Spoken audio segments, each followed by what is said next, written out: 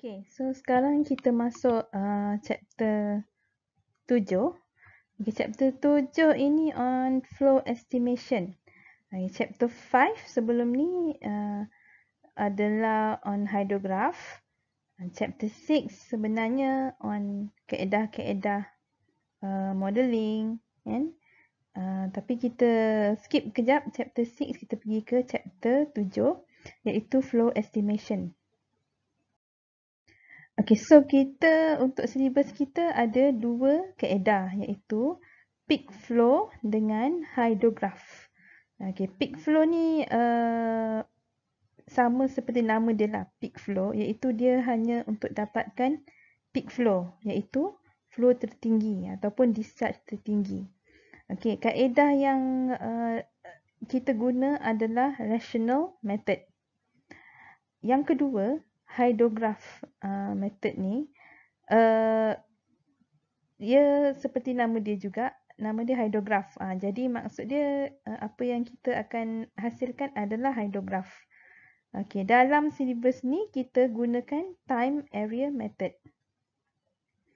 Okey, seperti di note saya ni, rational method relates peak runoff. Okey, ingat peak runoff ni samalah peak discharge, peak flow. Okey. So it relates peak runoff to rainfall intensity through a proportionality factor. So ia sebenarnya hanyalah menggunakan satu formula.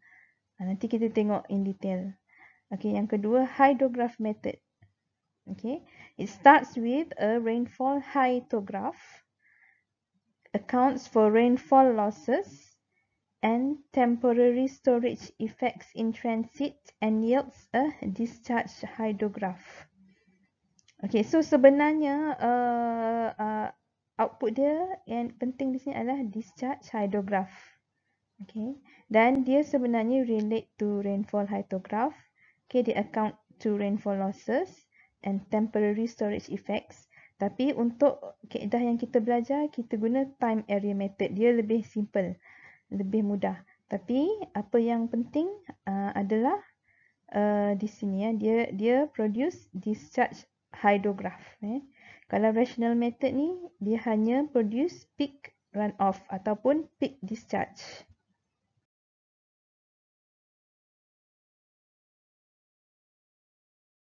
Okey, untuk memudahkan penggunaan di masa hadapan bila korang bekerja nanti, kita sebenarnya menggunakan manual ini, Urban Stormwater Management Manual for Malaysia.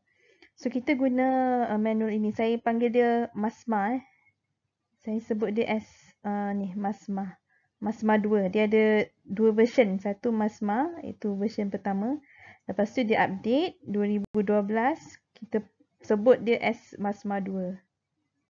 So kaedah rational method ni kita nota dia yang terperinci ada di MASMA 2. Okay. So di situ sama maklumatnya ini yang ada di slide ini. Okay, so ada dua ini main, saya ingat lagi. Ini main formula dia. Q sama dengan CIA. Senang je nak ingat apa macam FBI, CIA, US tu kan. So ingat CIA. Q sama dengan CIA. So formula ni dia produce Q peak. Dia tulis ni Q peak, peak flow in meter cube per second. Okay, C is dimensionless runoff coefficient. I, rainfall intensity in meter per second. Okay. A, catchment area. Okay. Lagi satu cara penggunaan formula ni. Okay, dia ada sebutan ni 3 bahagi 360.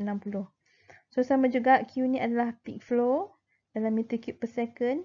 C ni sama dimensionless runoff coefficient.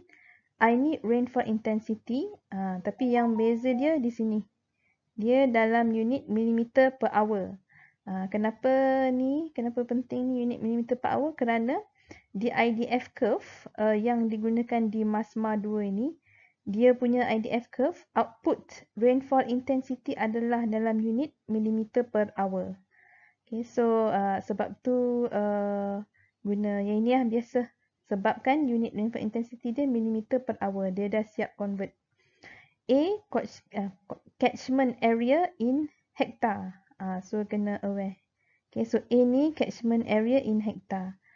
Yang ini catchment area dia in meter square. Tapi kalau yang ini catchment area dia in hektar.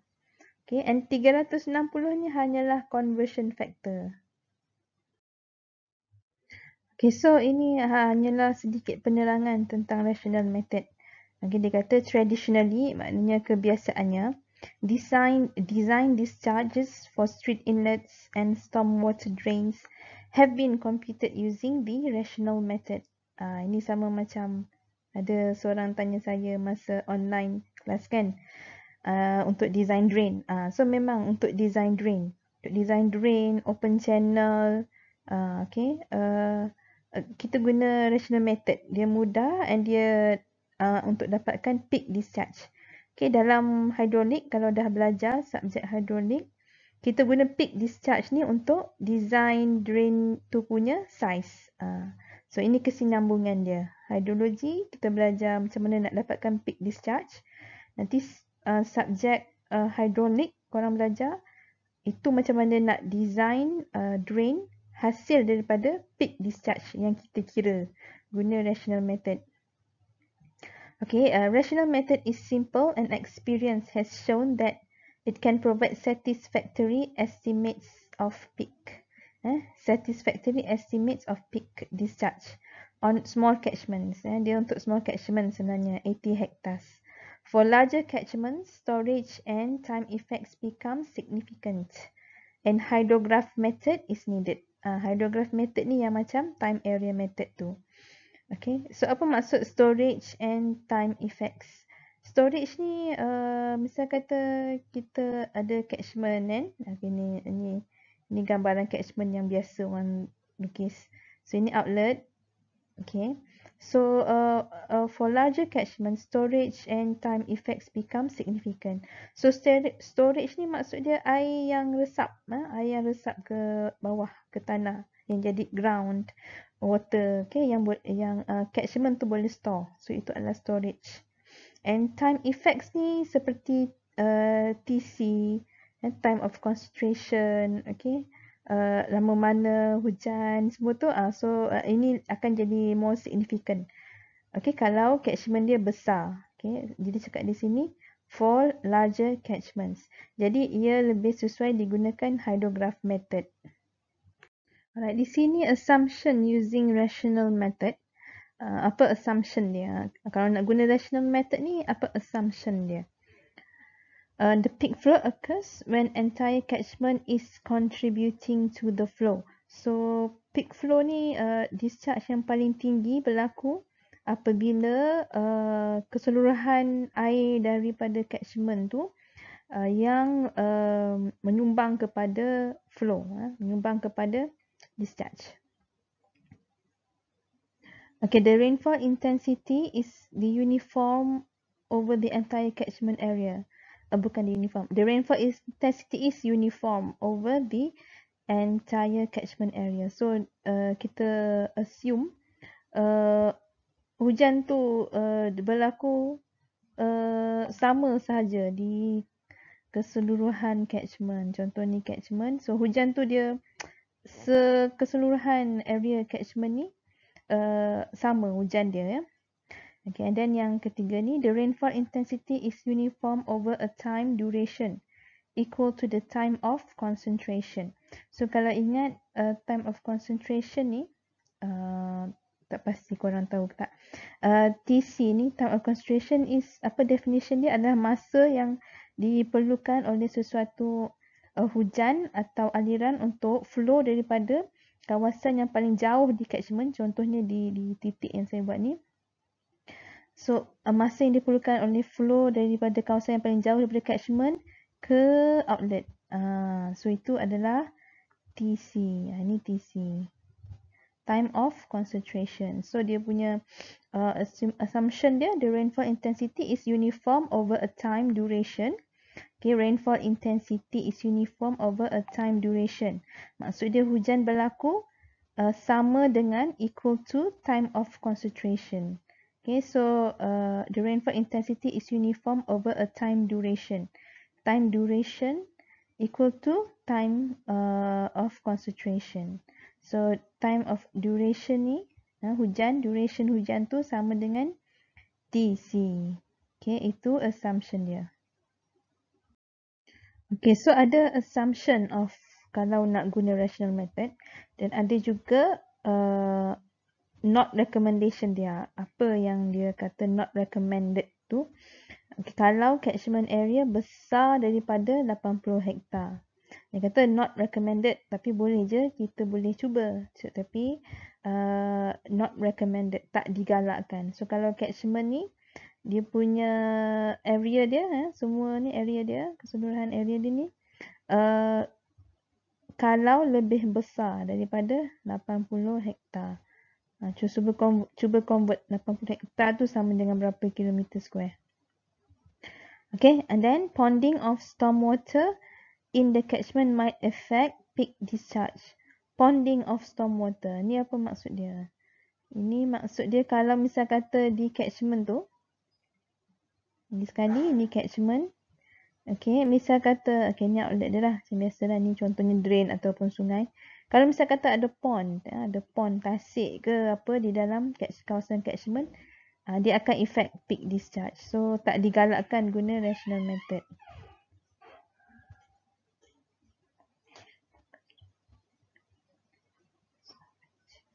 Okay, yang last kali, the design and operation of large and more costly drainage facilities are to be undertaken, particularly if they involve storage. Ada banyak faktor kalau ada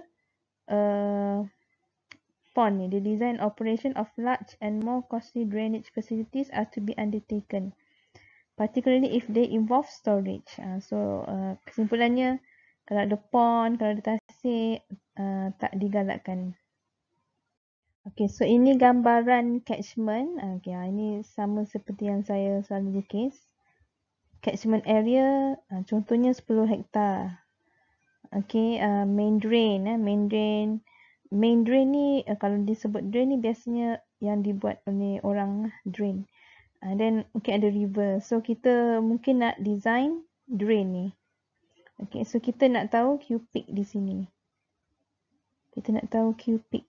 Cubic. So kalau cubic guna rational method. Okay, so bolehlah guna formula ini. Iaitu dia cubic ni dipengaruhi oleh C. C iaitu dimensionless runoff coefficient. Iaitu C ni dia dipengaruhi oleh land use.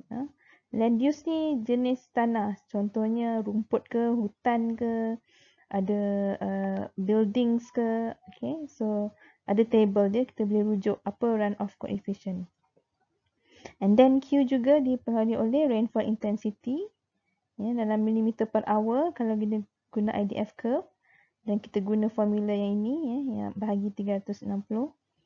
Okay, catchment area in hektar. Ingat unit dia hektar. And then bahagi je 360. 360 ni sebenarnya conversion factor. Dia punya formula asal adalah Q sama dengan CIA. Tapi disebabkan oleh nak convert unit-unit yang kita dah perlukan ni millimeter per hour hektar. So dia bahagi 360. Okay, so ini adalah table 2.5 iaitu saya ambil dari MASMA 2. So ini yang kita cakap runoff coefficient C. Q sama dengan CIA. So ini adalah macam mana kita nak determine C. Okay, runoff coefficient C. So dia bergantung kepada apa return period yang kita nak guna. Okay, so kalau kurang daripada 10-year return period, kita consider dia as a minor system. Kalau kita nak design for more than 10-year return period, kita consider dia as a major system. Okay, so jenis land use contohnya seperti bangunan, residential, buildings, bungalow, semi-detached bungalow, flat apartment, condos. So ada nilai C dia. Kalau commercial and business centers ada nilai C dia. So bergantung pada return period apa yang kita nak guna. Okay, industrial, sport fields, okay, open spaces, grass, bush, forest, semua ni. Roads, highways, auto body, pond. Okay, so ada nilai C dia. C ni dia tak ada unit. Alright, kalau sesuatu catchment tu dia mixed land use, secara logiknya sepatutnya ada mixed land use lah. Ada pelbagai, ada tanah, ada perumahan. Kalau dia mixed land use, macam mana kita nak dapat C? Kita boleh guna, kita panggil, ada yang panggil dia composite C ataupun C average. So ini dia dari dengan faktor keluasan dia. So misal kata catchment di sini ada 4 section, ada 4 jenis land use. Ini secara mudahnya. So kalau section yang ni dia punya C value dia lain. Contohnya ni grass. So C dia nilai dia lain. So kita kena kira area dia. Berapa area yang C1. Okay, kalau C2 ni berapa area yang C2. Contohnya C2 ni kawasan perumahan. So kita kira berapa area keluasan C2 dan seterusnya. Kalau ada C3 itu land use yang lain, berapa area dia. C4, okay, berapa area dia. Jadi ini sebenarnya seperti peratus keluasan lah. So kita boleh guna formula ni.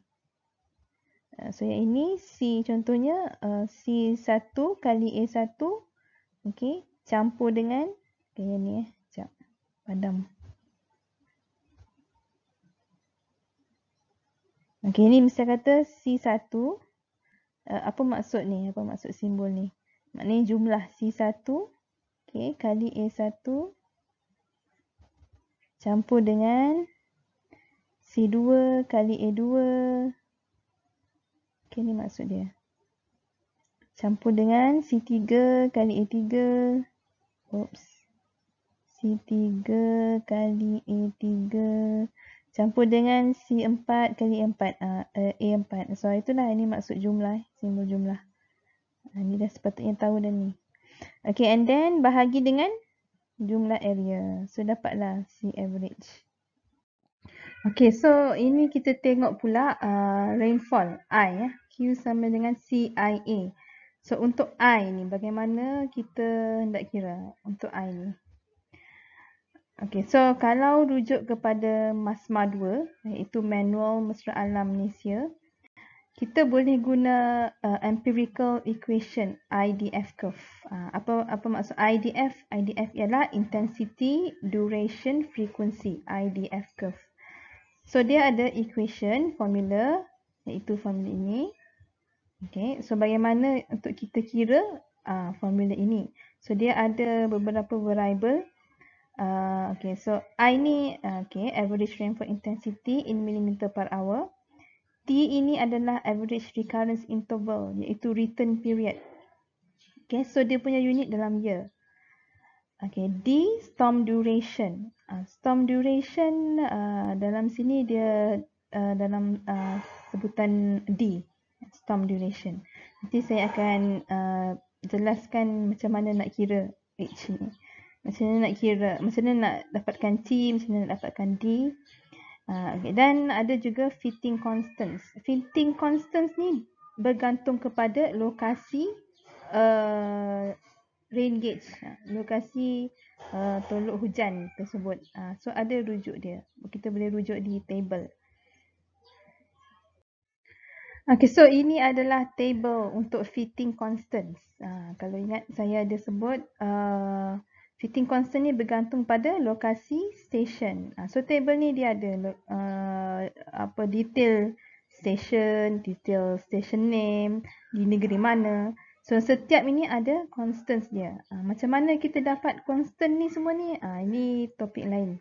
Ini advanced hydrology, kita boleh tahu macam mana nak dapat constant ni. So untuk degree, untuk korang punya program ni, korang boleh guna sahaja constant ni mengikut maklumat di mana stesen hujan tersebut berada. So ini adalah semua constant. Boleh rujuk slide sebelum ni di manakah nilai constant ni digunakan. Tengok slide sebelum. Okey, selain dari kita guna empirical formula iaitu pada slide 13 sebelum ini, kita boleh juga guna IDF curve. So IDF curve ni satu stesen hujan ada satu IDF curve. Ada IDF curve dia sendiri. Contohnya di sini mungkin kita boleh kata ini IDF curve untuk Kuala Lumpur contohnya. So untuk stesen Kuala Lumpur, stesen hujan Kuala Lumpur, inilah IDF curve dia contoh. Okey. So macam mana kita nak tengok IDF curve ni? Satu, kita kena tahu storm duration dalam minit. Okay, and then kita kena tahu return period apa yang kita nak. Misal kata kita nak tengok on a 5-year return period. So 5-year return period simbol simbol dia ini. Okay, untuk 5 return period simbol dia ini. Jadi kita lihat. So maknanya line yang inilah. Okay, line yang ini untuk 5-year return period. So misal kata storm duration kita adalah 100 minit. Misal kata. So storm duration ni apa? Ia sama dengan TC. Storm duration ni sama dengan TC. Ingat rational method dia anggap storm duration sama dengan TC iaitu time of concentration. Okay, ingat TC sama dengan storm duration iaitu D kecil ni. Okay. So boleh tengok misal kata time of concentration kita dapat 100 minit. So kita tengok 100 minit. Okay, kita tengok 100 minit and kita tengok misal kata kita nak design for a 5-year return period. So di mana titiknya? Di sini kan. Sini. Jadi dia punya rainfall intensity-nya adalah ini. Okay. Kita unjurkan dia. So inilah rainfall intensity dia. Okay, rainfall intensity sudah dalam unit millimeter per hour. So ini berapa ni? 10, 20, 30, 40, 50. So ini 50 millimeter per hour. Okay, so ini adalah table untuk kita tentukan ARI kita. So ARI kita ni di mana? ARI ni kalau di formula empirical IDF tu, ia adalah T. Okay. Dan juga jika di IDF curve, dia di IDF curve tu dia ada tulis ARI, okay, return period, ARI, ataupun juga disebut ARI itu sebenarnya adalah occurrence returns interval, ataupun return period, sama saja. So biasanya ARI ni kita based on apa yang diminta oleh Jabatan Pengairan dan Saliran JPS ataupun dalam bahasa Inggeris Department of Irrigation and Drainage. So ini kena semak dengan DID. Dia nak berapa return period. Kalau minor system itu apa dan kehendaknya berapa, 5 year ke, 10 year ke, 2 years ke. So ini bergantung pada DID. Kalau major system, kalau paling tinggi yang untuk design biasanya digunakan 100 year. Tapi kalau 100 year dia lagi besarlah drain tu. Jadi either 100 atau 50 atau 20. So ini semua bergantung kepada kehendak kerajaan ataupun consultation and approval from Department of Irrigation and Drainage. Okay, so ini kita masuk macam mana untuk dapatkan D. D ni storm duration for IDF. Tak kisahlah from untuk guna kepada IDF curve ataupun IDF empirical formula tu. So storm duration D kita boleh dapatkan dia from TC. Okay, TC ini adalah time of concentration. Time of concentration of a certain catchment. Okay, TC ni include flow time of several components depending on the location. So kalau misal kata ni catchment kita, ini ada drain kan. So mungkin ada kawasan yang ada rumput. Misal kata ini yang hijau ni semua, misal kata kawasan rumput lah, tak ada drain kan. So kalau macam tu, so dia punya TC tu dipengaruhi oleh ini, overland or sheet flow. Overland or sheet flow ni natural surfaces, landscape, impervious surfaces, Impervious ni maksud dia boleh masuk ke dalam tanah. Contohnya macam kawasan rumput yang contohnya tak ada drain. Kawasan di upstream ni tak ada drain. So ia dikira sebagai overland or sheet flow. Okay, and then roof to drain system. Ini dalam kes contohnya kita nak dapatkan time of concentration di atas bumbung. And ini sebenarnya untuk rainwater harvesting. Okay, and then kita boleh juga dapatkan time of concentration in open channel. So time of concentration in open channel tu, ini dia punya T dia daripada drain. So ini kita ada cara kira dia yang lain lah. So dia ada beberapa type, overland or sheet flow, iaitu daripada natural, atas rumput ke apa, atas roof, atas bumbung rumah, di open channel, okay, dan juga underground pipe. Tapi yang biasa kita guna daripada overland flow dengan open channel. Kalau dalam subjek hydrology ni, dua ni yang kita biasa guna. Okay, sebab dia sama ada from natural surfaces ataupun from drains. Okay, so table ini tunjuk equations to estimate time of concentration TC. So ingat tadi dia ada pelbagai, ada overland flow, curb gutter ni di atas bumbung punya case, and then drain flow. So dia ada formula dia. Contoh for overland flow, T0 sama dengan formula ini. So apa yang mempengaruhi TO ni, TO overland ni, okay, TO overland sheet flow travel time, okay. L overland sheet flow path length, panjang jarak sheet flow tu. N ni Horton roughness value for the surface. So dia ikut surface apa, rumput ke, tanah ke. So dia ada table dia untuk dapatkan N ni. And then S slope of overland surface. So untuk L ni, contohnya misal kata saya lukis catchment ni lagi. Okay, ada drain. So kita macam mana kita nak tahu L ni? So L ni dia ambil saja jarak yang paling jauh. Okay. Misal kata ini macam yang ini paling jauh. Okay. So inilah dia. Maknanya daripada hulu catchment sampai ke drain. Okay. Sampai ke drain ni. So ini L. L untuk overland flow. Okay, so next drain flow. So ini formula dia. Okay, so drain flow ni kalau misal kata kita ada catchment sini, okay, yang sama case yang sama.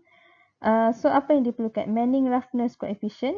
So Manning roughness ni, N ni dia bergantung pada drain tu punya Manning roughness coefficient. So drain dia ada apa? Concrete ke? Natural, maknanya natural bottom of drain tu natural ke? Dia brick ke apa kan? So itu dia ada coefficient dia. And then L, okay, L is length of ridge. So length of ridge ni sama macam sheet flow yang overland flow tu. So L untuk drain ni adalah jarak drain ni. Okay. Panjang drain ni. Kalau di sini dia cakap apa? Mana tadi? Length of ridge. Ridge tu panjang dia lah. Okay, and then apa lagi di sini? R, hydraulic radius. So hydraulic radius ni apa? R ni dia ada formula dia. R sama dengan A over P. Okay, A over P iaitu keluasan cross section drain tu dengan parameter wetted parameter drain tu. Ini boleh rujuk. Cubalah Google hydraulic radius tu apa. Okay, S friction slope. Friction slope ni paling mudah sebenarnya slope dia lah. Slope dia, slope drain ni. Okay. Okay, so ini contoh table 2.2 tu, Horton's roughness N. Ini untuk yang overland, okay, overland flow tu. So lihat dia ada pelbagai land surface. Jadi dia punya Horton roughness N dia ada pelbagai. So ikut kepada tapak kajian untuk kira cubic tu, tanah dia bagaimana. Okay, so ini pula table 2.3 yang untuk dapatkan drain flow tu je. So values of Manning roughness coefficient. Okay, so bila kita sebut Manning, dia mesti berkaitan dengan open channel kan. Tengok bergantung pada drain lah ataupun pipe kan. So apa di material dia, grass ke, lined drain ke, atau kalau pipe ni so jenis apa. So di sini drain pipe type ni dengan nilai-nilai roughness, Manning roughness ni. Okey, di sini ada contoh pengiraan yang paling simple. Okay, tajuk. Dia punya soalan dia mungkin begini. Compute the peak discharge of a 5-year return period rainfall, okay, occurring at catchment with a size 10 hectare. The nearest station to the catchment is station Puchong Drop Kuala Lumpur. Rainfall station. Maksud di sini, nearest rainfall station to the catchment. Okay, and then the catchment consists of a residential area of semi-detached bungalow. So dia bagi tahu tentang land use dia. Okay, time of concentration TC for the catchment is 0.25 hour. So ini dia bagi terus time of concentration. Kita tak payah kira. Tapi bergantung juga kadang-kadang kita kena kira time of concentration tu. So hanya gunakan formula yang diberi di slide sebelum ini. Okay, so di sini first formula untuk Q-peak ni adalah CIA kan, FBI kan, CIA senang je, CIA. Okay, so di sini contoh dia bagi tahu station rainfall yang terdekat adalah Puchong Drop Kuala Lumpur. So kat sini dia diberi maklumat, okay, constant untuk station Puchong Drop Kuala Lumpur. Okay, so constant ni kita masukkan di I ini, formula I ini untuk rainfall intensity. Okay, and then formula I ini kita tahu constant dia lambda ni, K ni, okay, N ni, okay, ini semua rujuk table. Okay, and then apa lagi kita nak tahu T ya. T ini apa return period, apa occurrence interval dia, ARI dia. So di sini dia minta 5-year ARI. Jadi T dia adalah 5 year. Okay, and then D kan, D ni apa? So ingat D ni rainfall duration. Okay, so untuk rational method kita buat assumption rainfall duration dia sama dengan TC, time of concentration. Rujuk balik assumption of rational method. Ada ya, duration sama dengan time of concentration. So dia bagi di sini the TC for the catchment is 0.25 hour. So D kita 0.25. Okay, jadi semua maklumat dah ada, hanya masukkan. Okay, and then kita dapat I sama dengan 172 mm per hour. Okay, so ini baru I. Ingat formula Q-peak kita apa? Q sama dengan CIA. Okay, so kita sebenarnya nak masukkan semua ini ke dalam formula Q sama dengan CIA. Okay, CIA. Okay, so formula CIA. I kita dah kira tadi di slide sebelum. C, bagaimana dengan C? Dia bagi tahu, okay, C ni runoff coefficient. So dia bagi tahu kawasan ni semi-detached bungalow. So boleh refer table 2.5, check balik slide sebelum. Runoff coefficient for urban catchment semi-detached bungalow. So bila tengok table tu, C dia sama dengan 0.7. Dan juga tengok di table tu, 5-year return period. So dia minor system. So tengok di table minor system C sama dengan 0.7 untuk semi detached bungalow. So kita dah dapat C ya, dah dapat C. I dah dapat tadi. Pastikan unitnya betul millimeter per hour. Okey, dan A dia dah bagi 10 hektar. So dalam unit hektar ingat. So bahagi 360. 360 ni sebahagian daripada formula dia. So kita dapatlah Q-peak untuk soalan jawapannya ni.